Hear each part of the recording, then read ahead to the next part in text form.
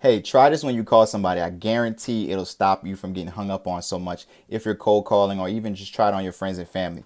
So here it is.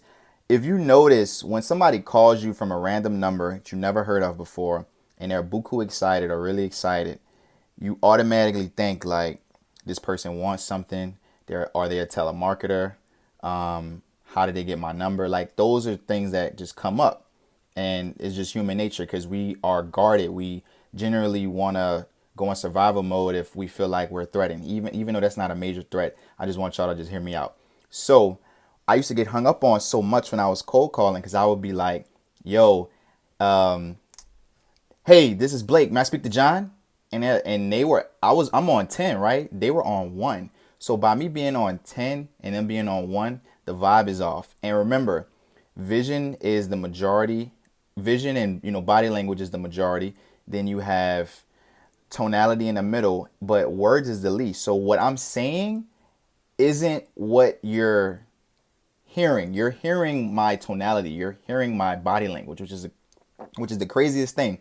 But that's just how it goes, right? Vision dominates. So since you can't see them, all you have is tonality. So if I come in at 10 and they're on 1, those three things I just mentioned are going to come up. So if he answers the phone and says hello, I'll drop my voice and say hello. And the thing is, I don't talk like that the whole call, but I meet them where they are and I gradually bring them up. Because another thing that I noticed with selling is if people aren't excited enough, they're not buying shit from you.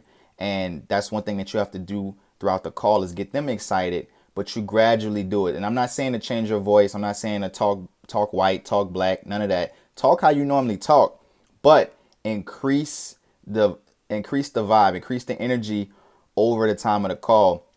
And even though this is something so small, it's work because I've called 30 businesses in the past couple of days and nobody has hung up on me in the beginning. Like I used to get hung up on in the beginning. Like I make it through my script before they either say, hey, I want to schedule a demo or not. And I just want you to know if you can't even get your foot in the door, your chances of succeeding are zero. So I hope this helps y'all because I just like, damn, like they can't see me. So all they have to listen to is the energy. And so if they're at a 5 and they say, hey, hello, I'll say hello. I match that energy and I make sure to speak at the pace that they're speaking. That's another thing that you need to do. Make sure you're speaking at the pace that they're speaking at, because that's another thing that I used to do. I used to rush through my script, not pause in between sentences.